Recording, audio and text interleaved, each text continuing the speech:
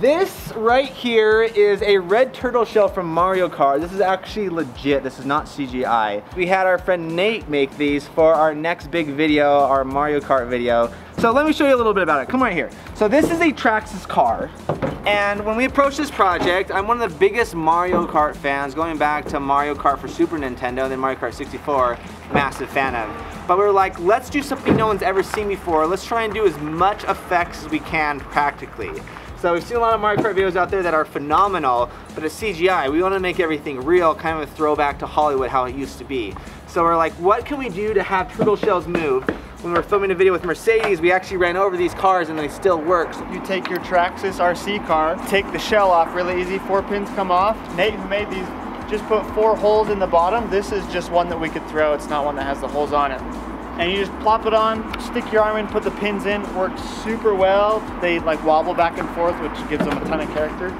So, yeah, just to show that perspective, this is exactly how it goes right in. When we first put them on the cars, they weighed the cars down way too much. The cars were sliding on the ground. So we had to take one car completely apart, take the shock, the spacers off the shocks, and add in, if you get in closer, extra spacers. So on this shock alone, I have 3 spacers. So we had to beef them up so that the car wouldn't drag on the ground. They do wobble a decent amount, but it actually added to the video because it made it look real. A lot of people have done Mario Kart videos, a lot of visual effects.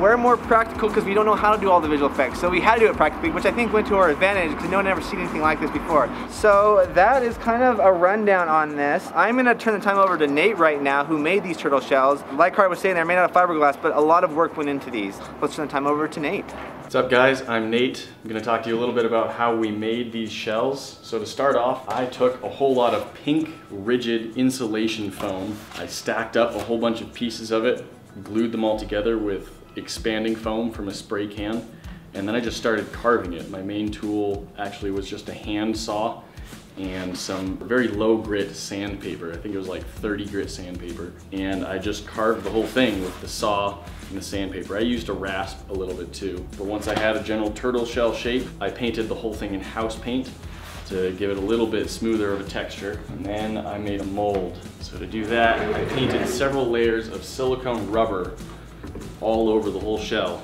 And this is about 5 or 6 layers of the silicone rubber. So I have, this is the bottom, this is the top of the shell, and then after I had the silicone all painted on, I added this plaster and hemp mold jacket. That allows it to stay rigid when the mold is inside it so that we can lay the fiberglass down. So once we had the 2 pieces, what you do is you just take fiberglass, paint the whole inside, take the fiberglass mat, lay it on, and just build up several layers of that. Once that's built up, you let it cure. I just let it cure overnight. Then you take the 2 halves out, sandwich them together just so they line up pretty well, and then add a little bit more fiberglass around the whole edge. That's this part going around the shell.